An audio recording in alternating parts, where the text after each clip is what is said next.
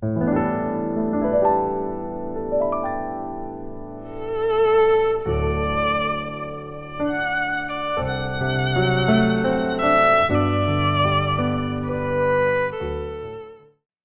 nós vamos continuar caminhando aí com o nosso tema sobre adoração. Nós vamos caminhar mais um pouquinho, mais um tempinho sobre adoração e depois nós vamos dar uma parada. E nesse intervalo que nós vamos fazer com relação ao assunto adoração, nós vamos tratar sobre o Espírito Santo, a pessoa do Espírito Santo. É muito importante para nós, muito importante para a igreja. Conhecermos o Espírito Santo, sabermos quem é o Espírito Santo, para que a gente possa viver de uma forma qual lhe agrade e não possamos entristecê-lo, né? Então nós vamos chegar lá daqui um pouquinho. Hoje nós vamos dar continuação, tá? Salvos para adorar.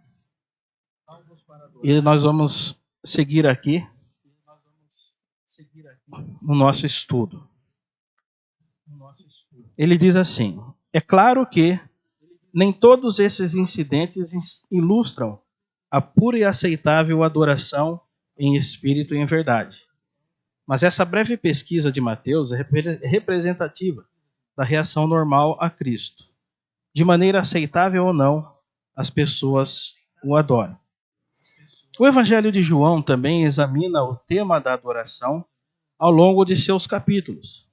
João 2 relata a entrada de Jesus em Jerusalém. Ele foi primeiro ao templo, preparou um chicote e limpou o templo. Por que Jesus fez isso? Porque Deus mandou o seu Filho ao mundo para levar à presença dele os verdadeiros adoradores. Um de seus primeiros atos foi expulsar os falsos. No capítulo 3, encontramos o primeiro dos verdadeiros adoradores no Evangelho de João, Nicodemos. No capítulo 4, Jesus diz à mulher, junto ao poço, que o Pai procura verdadeiros adoradores. Bom, aqui é interessante que nós entramos aqui num assunto que geralmente as pessoas evitam falar, que é o relato de Jesus entrando no templo, preparando um chicote, entrando no templo e quebrou tudo. Foi isso que aconteceu? Vamos lá? João 2. Será que é João 2 ou eu esqueci de...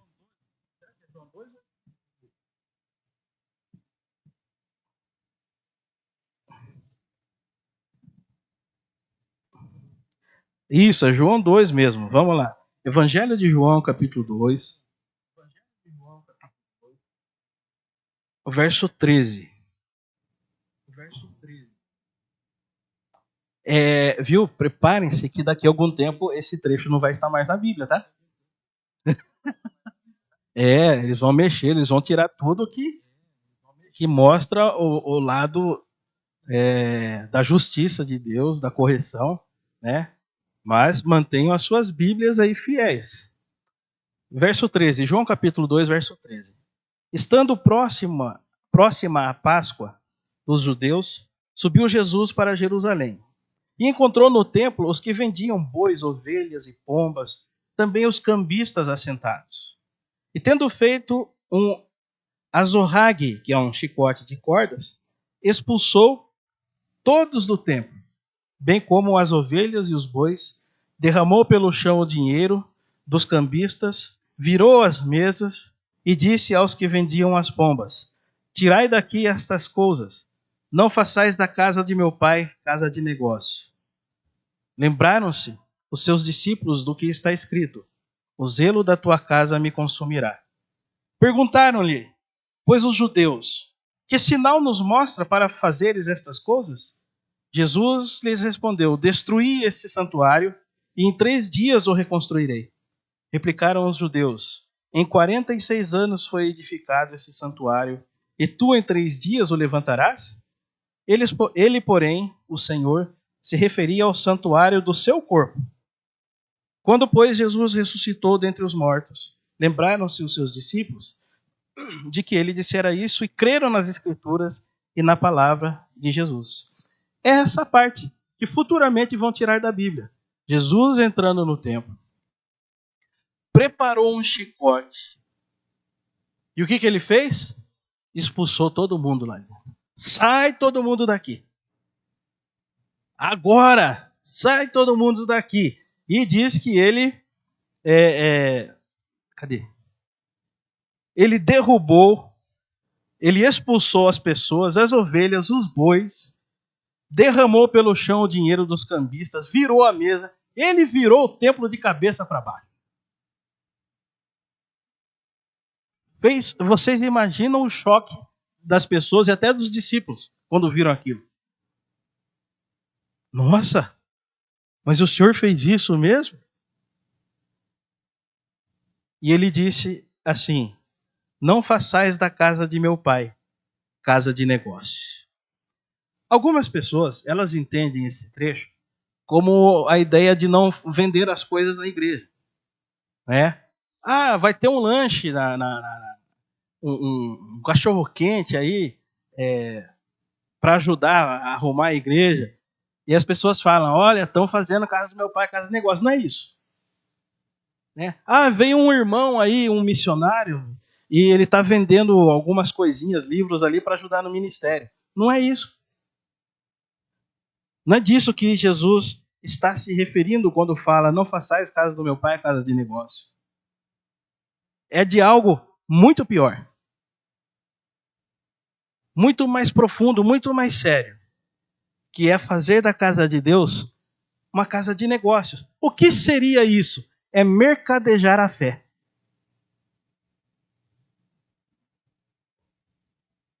Fazer com que a fé ela renda lucros ou ela possa fazer com que alguém possa se usar a fé para se promover. Vamos usar de uma forma prática isso daí. Se eu fizer um vídeo com propaganda da Gilead e soltar no YouTube, no Facebook e falar assim: olha você, nós somos da IPI Gilead, olha a nossa estrutura, nós temos culto de manhã, escola dominical, nós temos um berçário, nós temos isso, aquilo, ministério infantil, venha nos conhecer você também, venha nos visitar e conhecer essa igreja, venha fazer parte dessa família. É isso que Jesus estava falando. É isso que ele estava exortando. Usar a casa de Deus e o pior, a fé de pessoas simples para promover alguma coisa em benefício próprio. Jesus não tinha problema nenhum com as pessoas que estavam comprando. Elas estavam seguindo um ritual. Pessoas simples. Olha, eu vou comprar meu boizinho, dependendo da situação financeira de cada um, vou comprar minha pombinha para fazer o sacrifício ali. Mas as pessoas que estavam ali promovendo isso, elas não tinham em sua mente, não tinham como propósito promover a adoração, elas queriam lucro. O cara que vendia pombinha, ele queria ir embora com a gaiola vazia de pombinha. É o bolso cheio. Assim os cambistas, assim os outros que vendiam outros tipos de animais, bois e ovelhas. Esse que é o problema. Irmãos, se eu fizer uma propaganda da Gilead dessa forma, eu não estou mercadejando a fé? O que eu estou fazendo? Olha, nas entrelinhas dizendo: sai da sua igreja e vem para a minha, que aqui é melhor, você vai gostar mais daqui. Estou apresentando a igreja como um produto para as pessoas. Eu não posso fazer isso. Eu não posso dizer para as pessoas que aqui é o melhor lugar para elas. Eu posso dizer que é o melhor lugar como igreja. Não como uma igreja que é a Gilead, que tem eu como pastor. Não posso fazer isso. né? Ah, dia tal nós vamos fazer um evento na igreja e venha você e sua família. Não há problemas em fazer eventos pontuais na igreja com propósitos. O problema é querer atrair clientes para a igreja e não adoradores. Aí está a diferença. Nós prezamos e devemos trazer e fazer aqui adoradores que adoram a Deus em espírito e em verdade. Né? Diga, Tavinho, peraí. Pega o microfone. Eu vou ficar andando, hoje tem pouca gente. Mesmo a gente tá aqui, eu vou ficar andando. Assim eu emagreço. É que essa semana eu recebi um vídeo, né, de um dito pastor.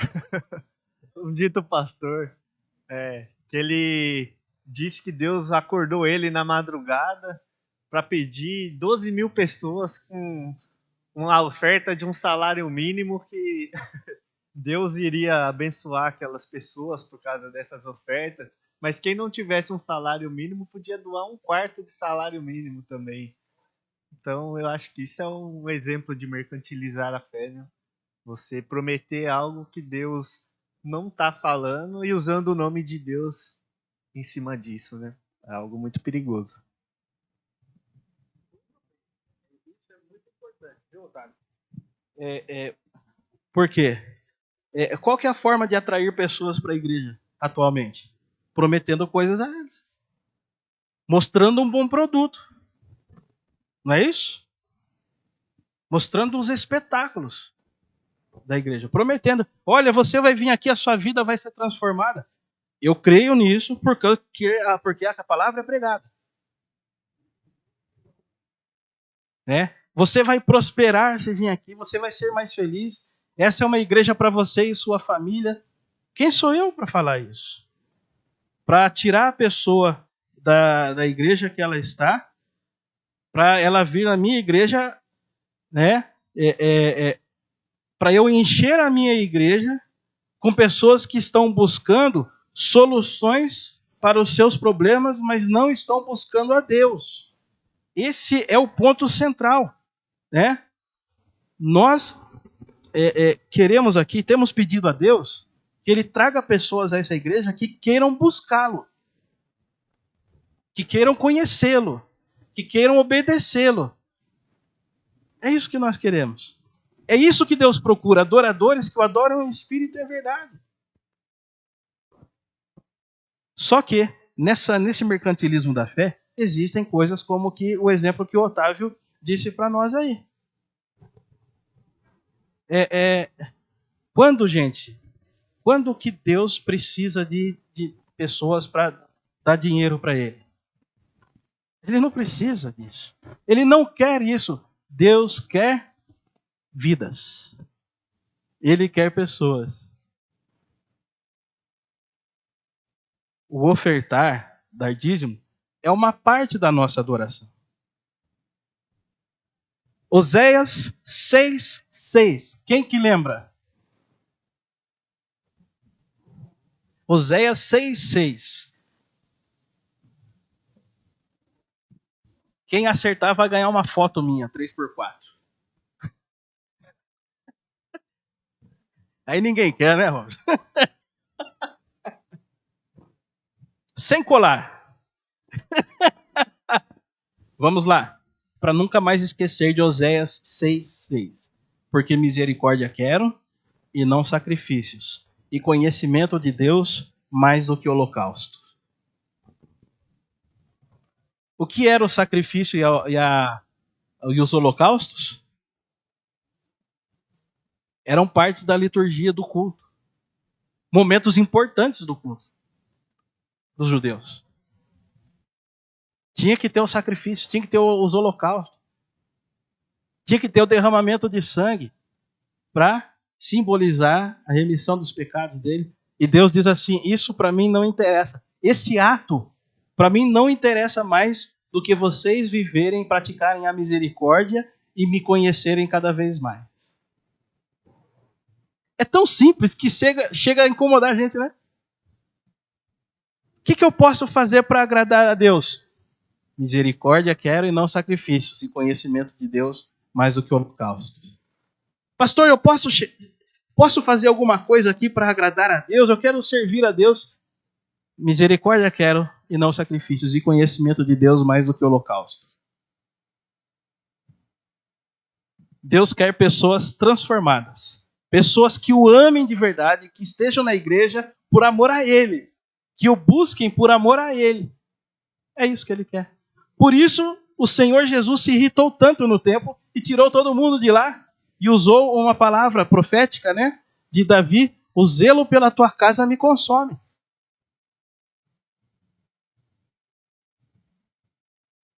Esse é o problema que nós vivemos já há um certo tempo, de mercadejar a fé e de apresentar a nossa igreja como um produto para as pessoas. A igreja não é. O que é a igreja? O que é a igreja?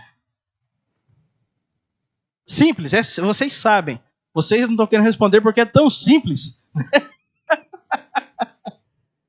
Segundo a palavra de Deus, o que é a igreja? Paulo fala, é o corpo de Cristo. É a assembleia dos justificados.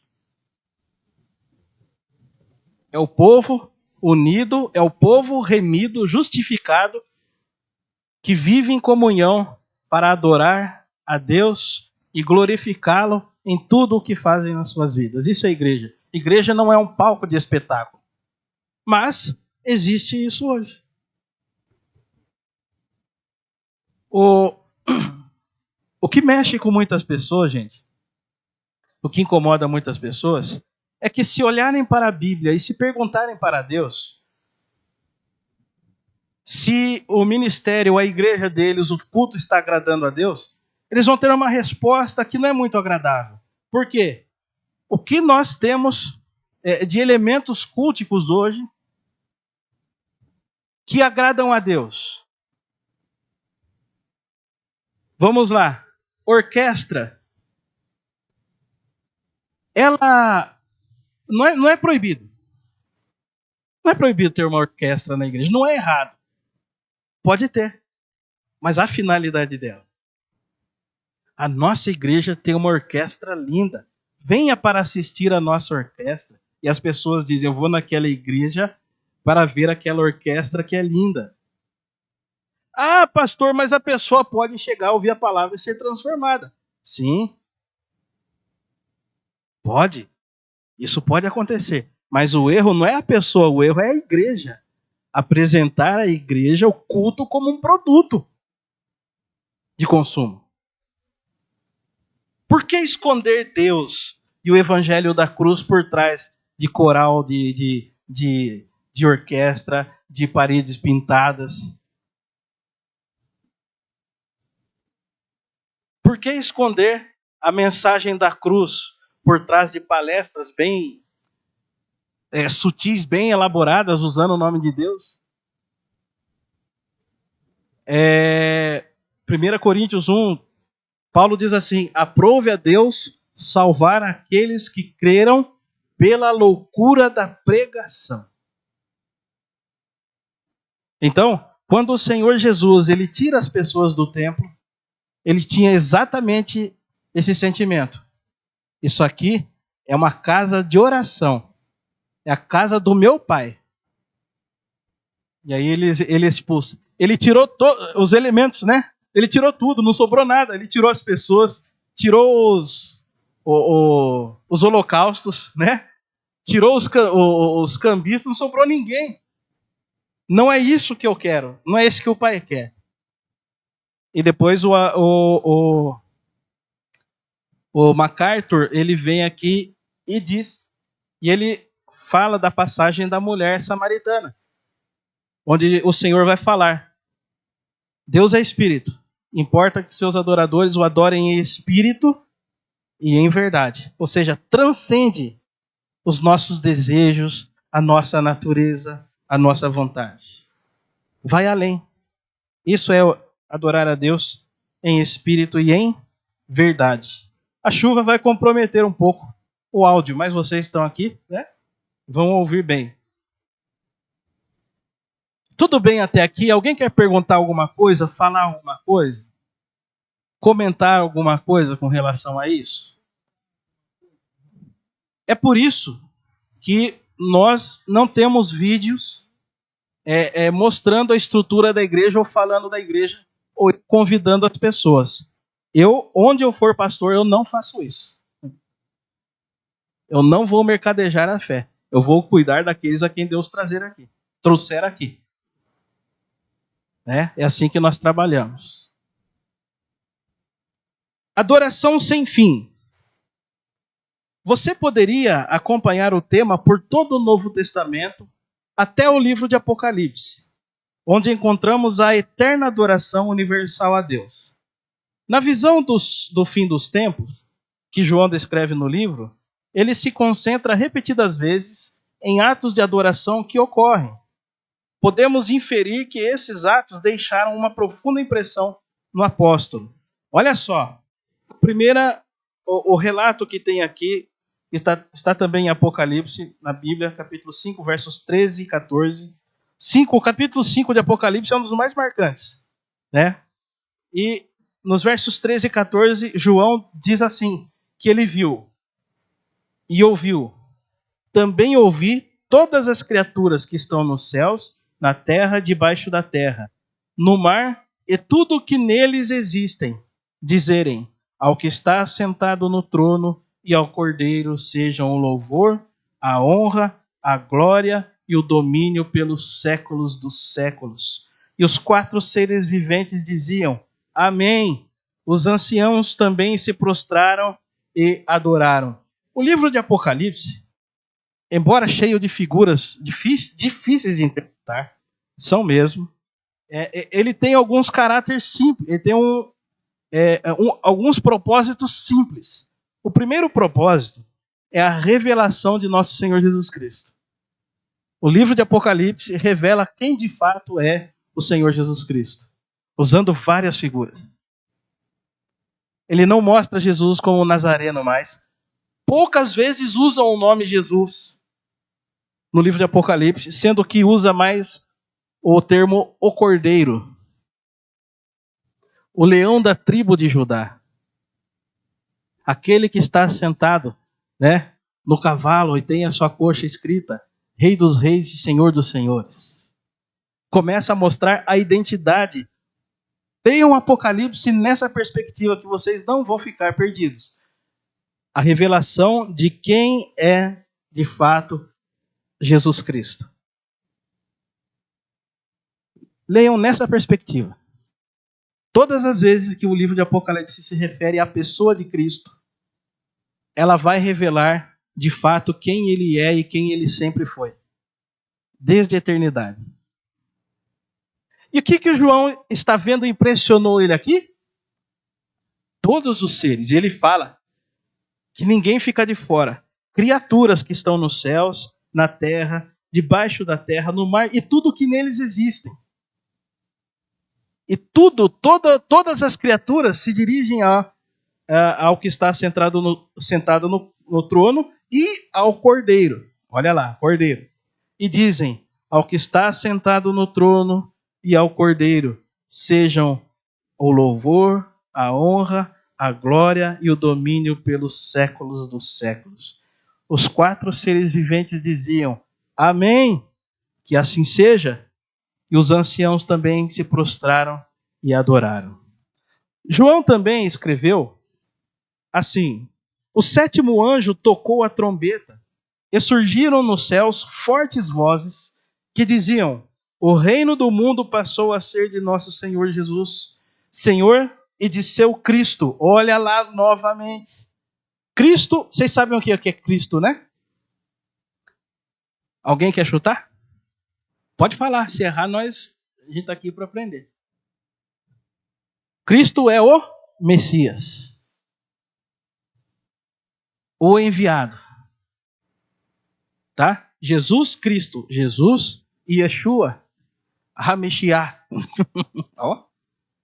No céu vai ter uma língua só. Jesus, o Messias. Então, ele está dizendo o que com isso no livro de Apocalipse? Que Jesus Ele é o Messias. Ele é o ungido de Deus.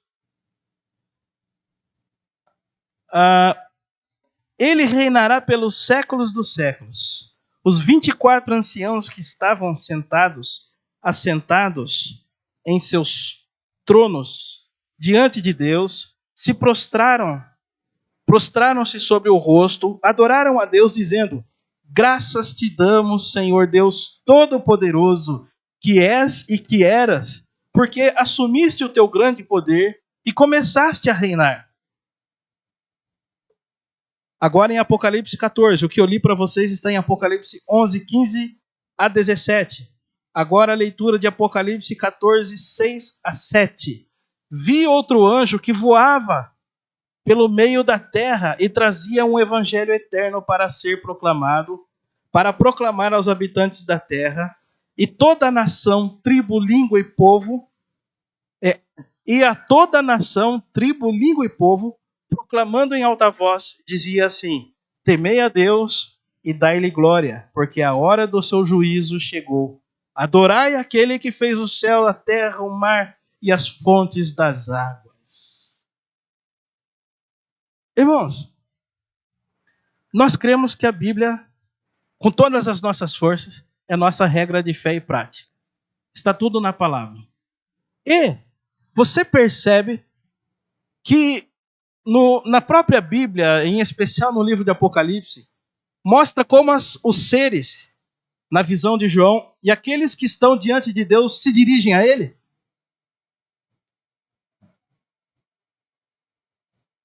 Dá um tempo, né, Lucília? E nada, chuva é bênção de Deus, né? Ó, graças a Deus pela chuva. Graças a Deus. Você sabe que o El Niño, que é o evento climático que está agindo com muita, muita força, que fez esse calorão todo, ele tem uma característica de secar bastante parte do Brasil.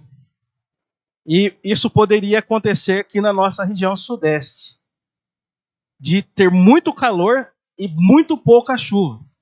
Então, está chovendo, graças a Deus. Que se estenda, né? Aí, pela primavera, pelo verão, na Amazonas já está faltando água.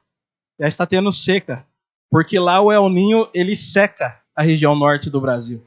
E lá no Amazonas já estão sofrendo com isso. No sul, muita chuva, muita tempestade, muita água. Sudeste, nossa região, está chovendo, graças a Deus. E norte e nordeste, muito seco. Então, obrigado, Senhor, pela chuva. Olhando para... é bênção, né? Tem problema, pode chover. Né? Deixa que chova à vontade. Né? A gente para um pouquinho, fica esperando a chuva passar. Né? Você que está assistindo a gente, tenha paciência. Não temos problema com o tempo de escola dominical. Se não der, a gente termina hoje e continua no próximo domingo. Né? Esse é um dos problemas de termos essa telha muito barulhenta, né? Quem sabe, se Deus assim permitir, der graça, a gente consegue um dia colocar aquela telha recheada, né? Que ela tem um isopor, eu acho, né? Para que a gente não tenha essa interferência quando chover. Mas se está chovendo, glória a Deus. No livro de Apocalipse, nesses 2 versos, vamos olhar novamente e vamos ver. Eu quero que vocês tentem perceber aí como é que os seres e todos aqueles estão se dirigindo a Deus. Como é que eles estão se dirigindo a Deus? Vamos lá. Eu vou ler novamente, tá? Aqui na página 1, voltando. A primeira referência. Também ouvi todas as criaturas dos céus, na terra, debaixo da terra, no mar, e tudo que neles existem, dizerem: ao que está sentado no trono e ao Cordeiro, seja o louvor, a honra, a glória e o domínio pelos séculos dos séculos. E os 4 seres viventes diziam, Amém. E os anciãos também se prostraram e adoraram. O próximo verso que está aí, que está também em Apocalipse 11, 15 a 17. Vamos prestar atenção. O 7º anjo tocou a trombeta, surgiram no céu fortes vozes que diziam, o reino do mundo passou a ser de nosso Senhor e de seu Cristo, e ele reinará pelos séculos dos séculos.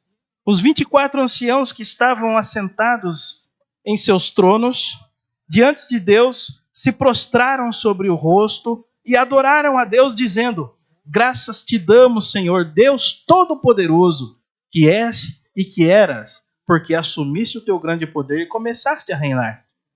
Já em Apocalipse 14, 6 a 7, vi outro anjo que voava pelo meio da terra e trazia um evangelho eterno para proclamar aos habitantes da terra e toda a nação, tribo, língua e povo, proclamando em alta voz, temei a Deus e dai-lhe glória, porque a hora do seu juízo chegou. Adorai aquele que fez o céu, a terra, o mar e as fontes das águas. O que tem aqui de diferente entre o que Apocalipse está mostrando, como os seres se dirigem a Deus, e como nós, a igreja atual, se dirige a Deus?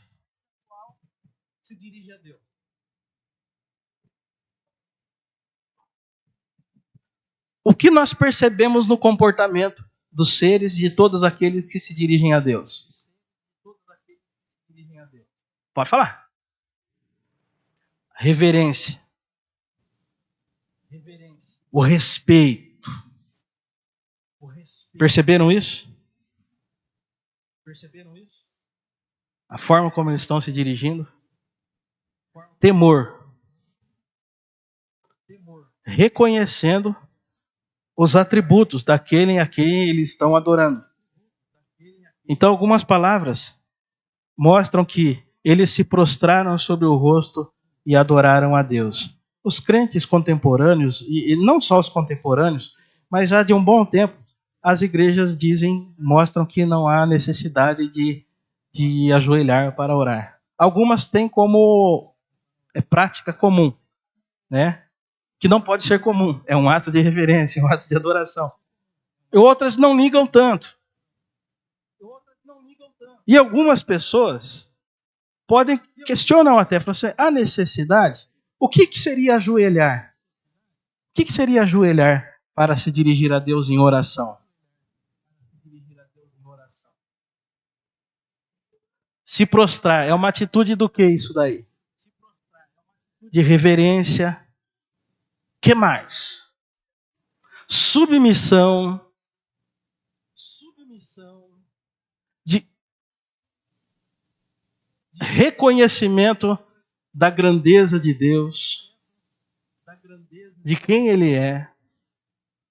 Vejam que aqui não tem ninguém dizendo ajoelhem-se. Eles fazem isso de uma forma natural. O ato de ajoelhar deveria ser assim. Pode e deve ser assim. Algo natural que parte de um coração quebrantado, de um coração de um adorador. E ele se dirige a Deus assim, graças te damos, Senhor Deus Todo-Poderoso. Oh, mas para quê? Já ouviram isso daí? Não precisa ficar chamando de Deus Todo-Poderoso. Por que toda essa, como que fala? Formalidade? Já ouviram isso daí? Tem gente que prega isso, gente. E para ver se está certo ou se está errado, e como nós devemos nos dirigir a Deus, temos a Bíblia. Não é? Deixa eu tomar.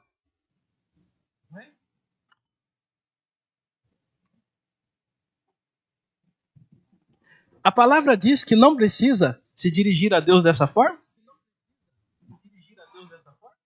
Não, é porque na oração do Pai Nosso Jesus falou, Pai Nosso que estás nos céus, mandou chamar de Pai. Oh, mas espera aí. A oração do Pai Nosso é uma oração homologada, né? Eu vou dizer assim, endossada pelo próprio Jesus. Então, nós chamamos Deus de Pai não por nós, mas por meio de Jesus. É Jesus que nos autorizou a chamar Deus de Pai.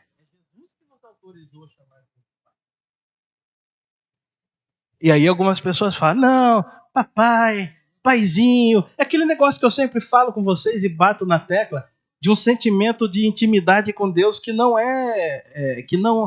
vem do Espírito Santo. Que ele é humano, ele é carnal. Se você for ler em Apocalipse, no capítulo 1, quando o João ele vê, quando aquela figura que é o Senhor se vira e se revela para João, o que acontece com João? E, puff, ele cai. Os anjos de Isaías, capítulo 6, os serafins, o que eles fazem? Cobrem o rosto. Eu estou tentando aqui mostrar para vocês todas as desculpas dos crentes mais picareta, né?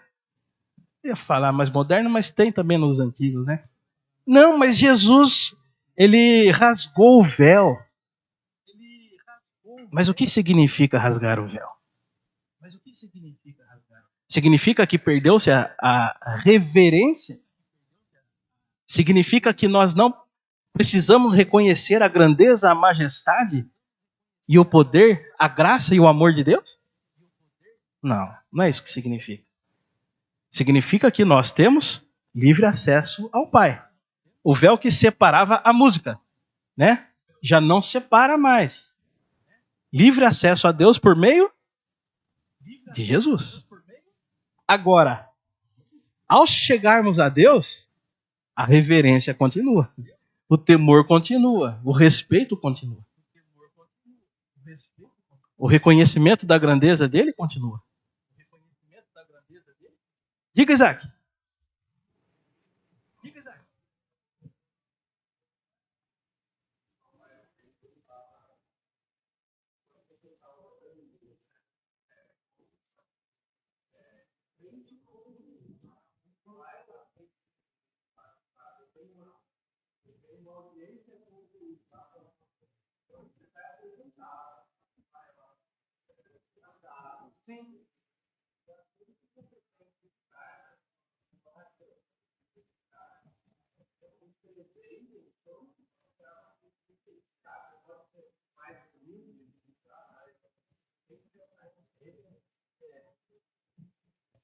Como que é o nome do livro? Legal. Confirma e traz para nós. É exatamente esse senso que a palavra mostra. Não é eu que estou dizendo para vocês. Vocês estão vendo na palavra como é que nós e como é que todos se dirigem a Deus. Por que eu vou ser diferente? E aí está aquele lance do que eu comentei com vocês no começo, na mensagem. É o mercadejar a fé. É o esconder a glória de Deus, a justiça de Deus, a majestade de Deus, para que a igreja seja mais atrativa. Diga.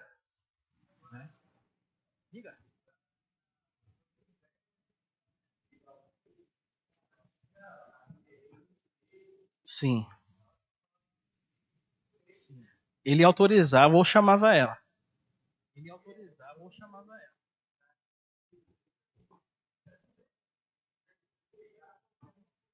Sim. Deus não perdeu a magia. Ele não abre mão da glória dele. E no reconhecimento da glória dele está a reverência, está o zelo, está o amor. E é assim que deve ser. Como nós devemos nos dirigir a Deus. Em santo temor. Zelo.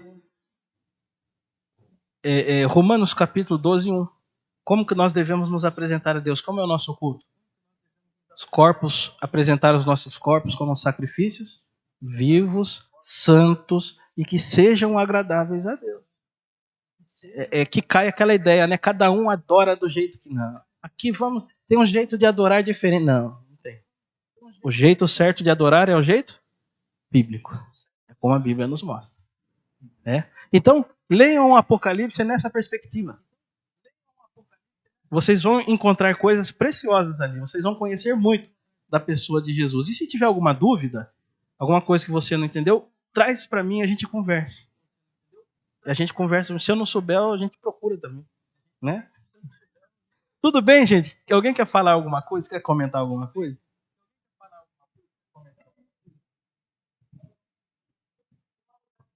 O homem lá de cima. Jesus é legal. É o cara. Jesus é o cara. Ele é muito louco. Ele é um rei, gente. Jesus é um rei. Como que você entra, fala de um rei, na presença dele? Isso é muito legal, cara. Não existe isso, gente. Então são esses pequenos sofismas, enganação, né, que as pessoas colocaram na igreja, implantaram na igreja. O próprio diabo implantou através de pessoas vazias que não conhecem a palavra, mas que estão nas lideranças, né? Essas formas de obscurecer a glória de Deus. A luta do diabo é exata. Ele quer obscurecer a glória de Deus, porque ele queria ser glorificado e adorado como Deus. Ele não gosta quando nós reconhecemos a Deus na beleza da santidade, né? Tem gente que vai ouvir isso que eu estou falando, que pode assistir, que não vai concordar. É só ir na Bíblia. Vai para a Bíblia e depois a gente toma até um... Não, café não, que está muito quente, né? Um refrigerante, diet, né? Não tem açúcar, mas tem muito sódio, né? Você está morrendo do mesmo jeito, né? Pressão alta não pode.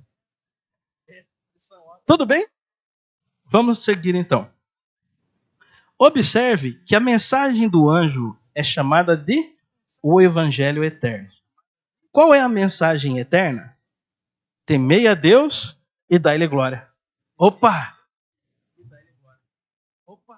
Qual que é a mensagem eterna? Temam a Deus e deem glória ao seu nome.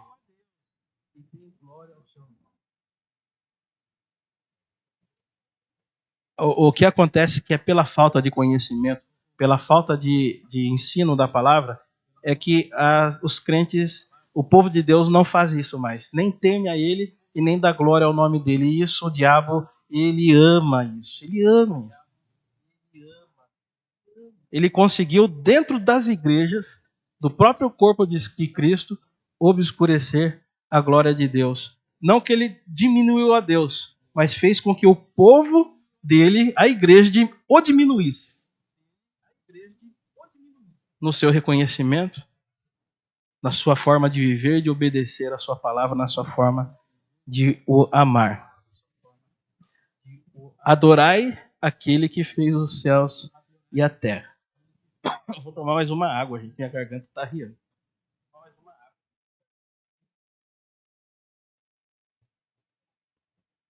Eu vou caminhar mais um pouquinho só, até o ponto aqui que está sublinhado, e aí semana que vem a gente continua, porque é importante que tenha mais pessoas aqui para que a gente possa...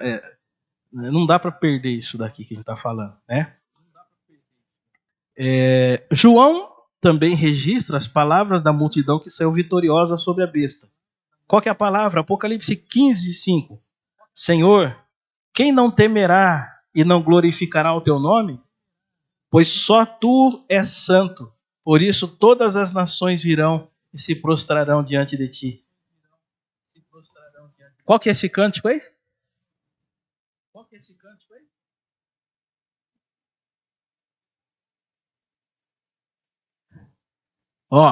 Eu vou cantar. Eu vou cantar para vocês. Vocês pediram. Vocês pediram, né? Eu vou cantar. Culpa de vocês. Todas as nações virão diante de ti, pois os seus atos de justiça se fizeram manifestos. Ó Rei das Nações, quem não te louvará? Apocalipse 15. Esse hino, esse cântico, ele é extremamente, pontualmente, escandalosamente bíblico. É uma antecipação daquilo que nós vamos cantar. Se tem um hino que nós vamos cantar lá, que a gente canta aqui, é esse. Que já está na Bíblia, né? Pode chover. E também se refere ao comportamento dos anciãos e das criaturas viventes. Então, os 24 anciãos e os 4 seres viventes prostraram-se e adoraram a Deus, que está assentado no trono, dizendo: Aleluia! Como eles se dirigem a Deus? Se prostrando. E dizendo: Aleluia. Eu falei aqui para vocês já o que significa aleluia, não falei? Vocês lembram disso? Não? Tem importância. Vamos lá. Aleluia. É comum, né? Aleluia, glória a Deus, aleluia. Então, aleluia é uma palavra hebraica. No hebraico se pronuncia aleluia, só com os sotaques dele, né? Aleluia, alguma coisa assim. E ela são 2 palavras.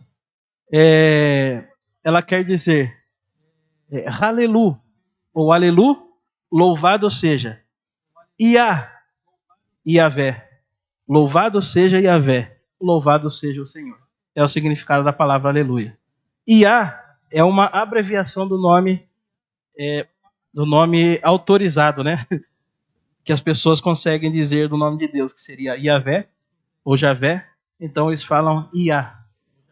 Alelu, louvado seja. Iá, o Senhor. Só se pode pronunciar aleluia para Deus. Para Iavé, o Senhor dos exércitos, que é o nosso Deus. A seguir, João relata um incidente pessoal. Então lancei-me a seus pés para adorá-lo, adorar o anjo. Mas ele me disse: Olha, não faças isso. Sou conservo teu e de teus irmãos, que têm o testemunho de Jesus. Adora a Deus. Posteriormente, na sua visão, João ficou tão impressionado novamente que se prostrou para adorar o anjo e obteve uma resposta.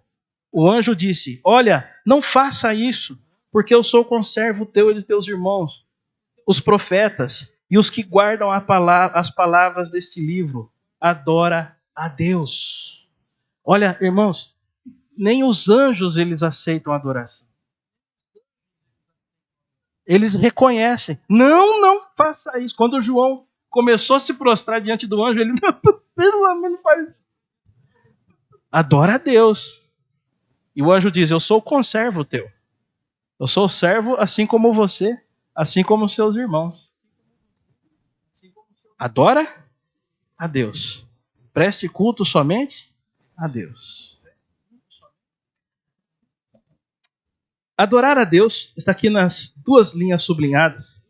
É o tema das Escrituras. Adorar a Deus é o tema da Escritura, ou das Escrituras, faltou um S aí. O tema da eternidade e o tema da história da redenção. Vamos parar aqui hoje. Vamos ficar com isso. E no próximo domingo, Deus permitindo, tendo mais pessoas, nós vamos fazer um pequeno feedback e continuar com essa lição aqui. Até agora, ficou tudo claro para vocês? Alguém tem alguma dúvida? Ou algum de vocês entendeu alguma coisa e quer explicar para nós como você entendeu? Pode falar. Tá tranquilo? Compreendido? Agora eu vou fazer igual o sargento fazia no tiro de guerra. Se compreendeu, agora é dívida. Dúvidas? Não. Então agora é dívida. Fala aí, Otávio. Negam a divindade. Isso. Sim.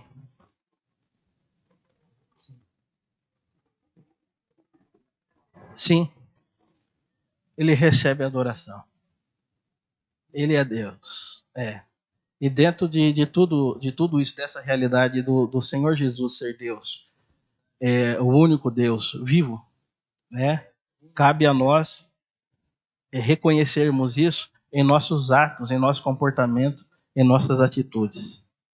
Mas Ele é tão bom que Ele nos torna justificados, sabendo que nós não podemos corresponder ainda hoje, vivos, à sua glória, né? Não podemos compreender a Ele. Ele diz assim, aí João diz assim, olha, eu escrevo para que não pequem, mas se pecar, temos advogado junto ao Pai.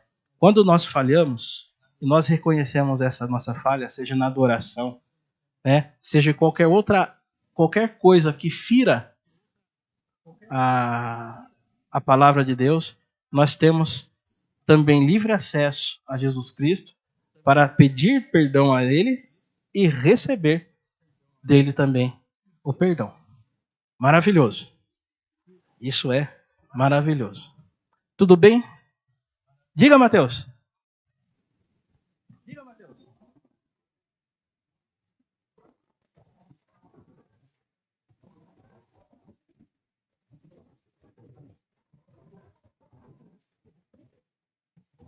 Isso.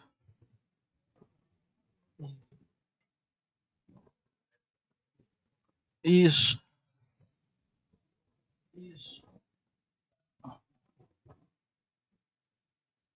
Isso.